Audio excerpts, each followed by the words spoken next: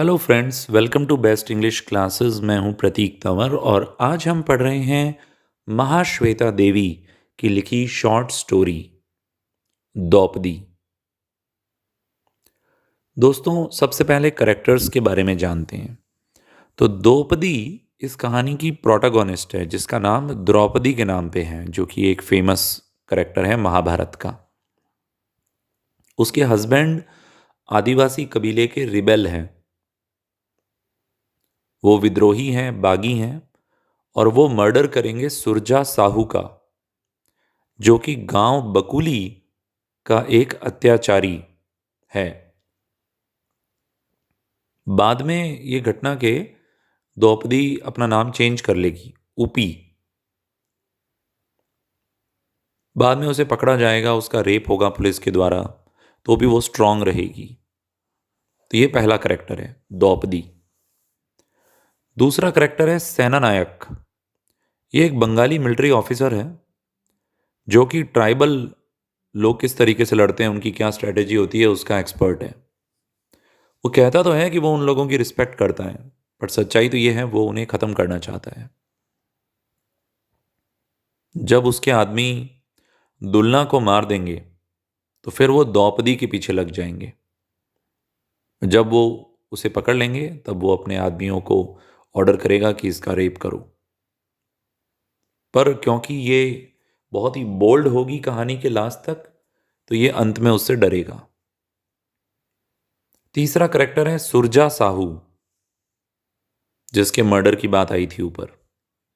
ये एक अमीर जागीरदार है, लैंडलॉर्ड है बकुली गांव का। जब भी एरिया के अंदर सूखा होता है तो सुरजा साहू दो ट्यूबवेल खुदवाता है और तीन और कुएं खुदवाता है अपने घरों में, अपने दो घरों में।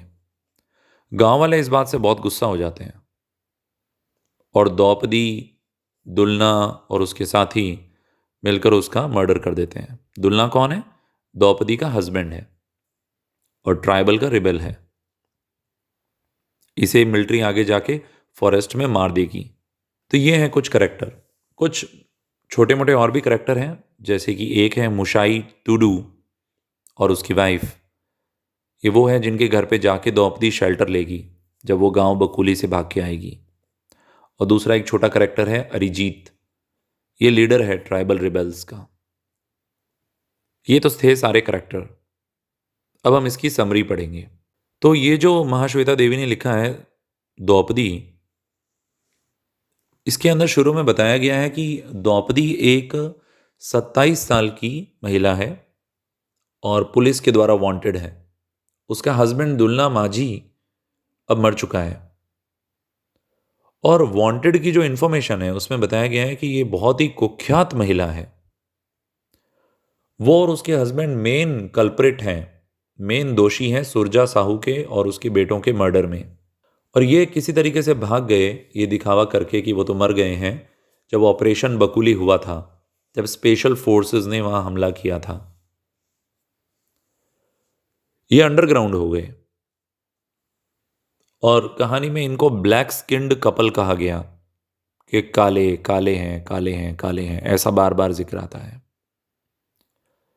कैप्टन अर्जन सिंह जो हैं वो बहुत ही ज़्यादा फ्रस्ट्रेटेड हैं और उनको ऐसा लगता है कि द्रौपदी की वजह से कैप्टन साहब का डायबिटीज़ बढ़ गया है। इनको काले लोग बहुत बुरे लगते हैं, ये उन्हें बहुत ही भला बुरा कहता है।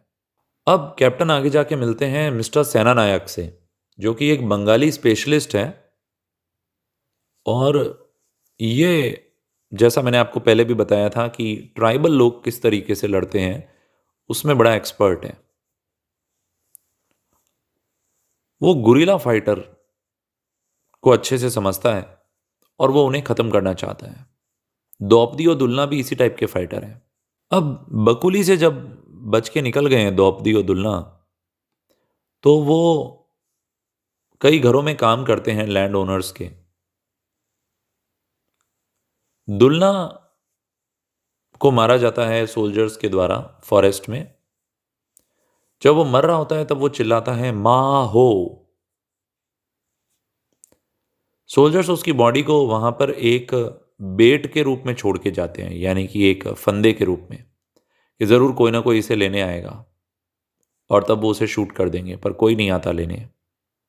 अब द्रौपदी की सर्च होती है।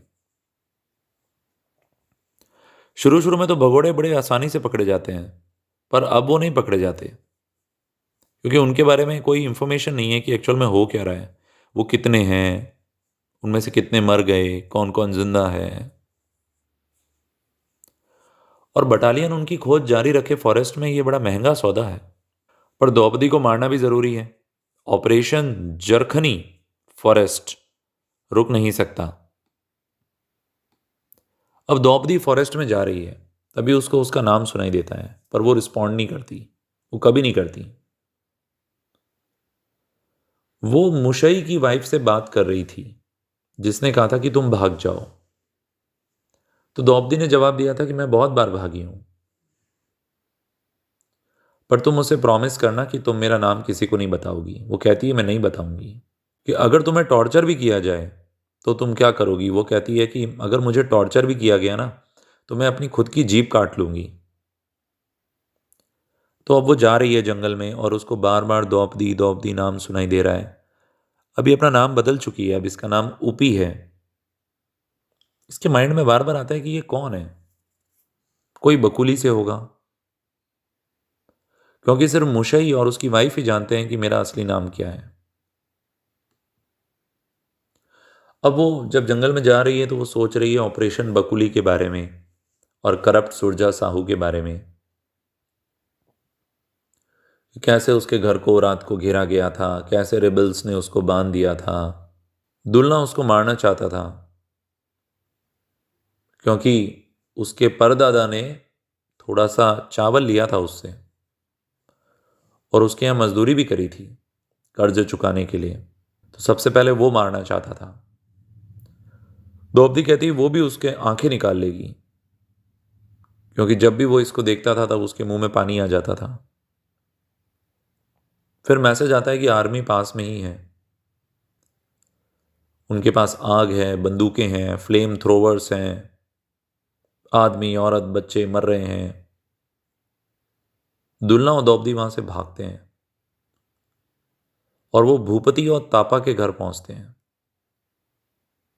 और ये डिसाइड होता है कि वो आसपास ही काम करेंगे फॉरेस्ट के। दुल्ला द्रौपदी को बताता है कि हमारी कभी फैमिली नहीं हो पाएगी, हमारे बच्चे नहीं हो पाएंगे, पर हम इन लैंड ओनर्स, मनी लैंडर्स और पुलिस, इनका हम सफाया कर देंगे एक दिन। ये सब विचार द्रौपदी के मन में आ रहे हैं फॉरेस्ट में। द्रौपदी चलती जाती है, चलती जाती है। वो जानती है कि एक समय आएगा जब उसको अपने हाइड आउट बदलने पड़ेंगे। वो ये सोचती है कि जो मेरे पूर्वज हैं वो मुझ पर गर्व करेंगे कि ये एक एकदम शुद्ध, बिना मिलावट वाली ब्लैक ब्लड है चंपा भूमि की। अब कैंप से 2 मील की दूरी पर फुटस्टेप्स थोड़ी थोड़ी दूरी पे वो रखती है, बट उसे ऐसा लगता है कि कभी कोई मेरे पीछे आ रहा है। वो ये सोचती है कि ये ज़रूर कोई ना कोई पुलिस वाला है, कोई जैकॉल है, सीआर है। पुलिस वाले को सीआर कह रही है। ये जानती है ये अब कहीं छुप भी नहीं सकती है। द्रौपदी डिसाइड करती है कि वो इस पुलिस वाले को बर्निंग घाट पे ले जाएगी, जहाँ लाशें जलाई जाती हैं। पर थोड़े से आगे जाके पत्थर के वहाँ से खड़े हो जाते हैं लोग और चिल्लाते हैं, जिससे द्रौपदी डर जाती है। सेनानायक खुश हो जाता है, वो जानता है अपने दुश्मन को अच्छे से। हालांकि द्रौपदी उसको ट्रिक नहीं कर पाई।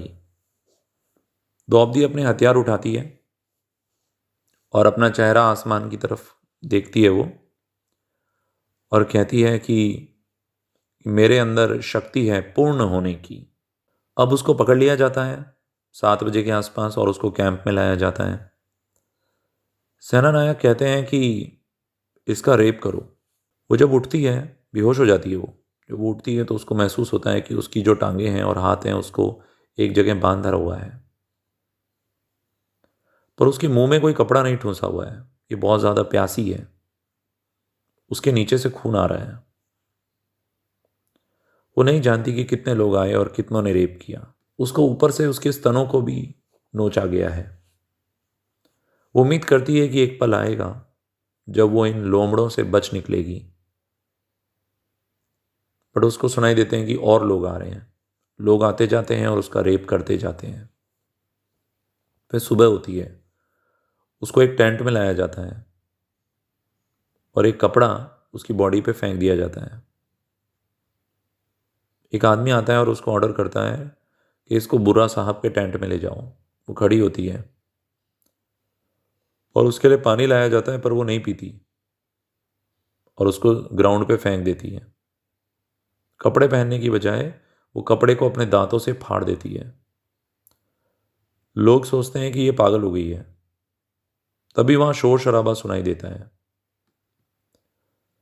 सेनानायक बाहर आता है तो सरप्राइज हो जाता है ये देख के कि द्रौपदी बिल्कुल नेकेड वॉक कर रही है और उसका सर ऊंचा है और घबराए हुए से गार्ड उसके पीछे पीछे आ रहे हैं। वो बस बोलने ही वाला था, ये क्या हो रहा है, तभी वो उसके पास आ जाती है और हंसती है और कहती है, मैं द्रौपदी हूं। तुमने कहा था मेरी खोज के लिए, तुमने अपने आदमियों को कहा था मेरा रेप करने के लिए और उन्होंने किया। सेनानायक उससे पूछता है, तुम्हारे कपड़े कहाँ हैं? तो दूसरे आदमी कहते हैं कि इसने फाड़ दिए। अब द्रौपदी जोर जोर से हंसती है, एक बहुत ही टेरिफाइंग आवाज में। उसके होठों से खून बह रहा था। वो कहती है, अब कपड़ों का क्या यूज है? तुम मेरे कपड़े फाड़ तो सकते हो पर मुझे दोबारा पहना नहीं सकते। अब वो उसके शर्ट पे थूक देती है। वो कहती है, यहां पर एक भी मर्द नहीं है तो मुझे क्यों शर्म आनी चाहिए? मैं तुम्हें मुझे कपड़े पहनाने नहीं दूंगी। और क्या कर सकते हो तुम? हमला करोगे मुझ पे? करो। वो सेनानायक को धक्का देती है। उसकी इन सब चीज़ों से सेनानायक घबरा जाता है। वो बहुत बुरी तरीके से डर जाता है। तो ये थी इस शॉर्ट स्टोरी की एक समरी। आई होप आपको समझ में आ गई होगी। कहानी में कई जगह बीच बीच में पुरानी बातों का जिक्र हुआ है, पर मुझे उम्मीद है आपको मेन मेन आइडिया लग गया होगा कि इस स्टोरी में क्या क्या हुआ है। अगर आपको हमारी कोशिश अच्छी लगी तो वीडियो को लाइक करें, चैनल को सब्सक्राइब करें, कमेंट बॉक्स में अपना फीडबैक ज़रूर दें। Thank you so much. All the best for your exams.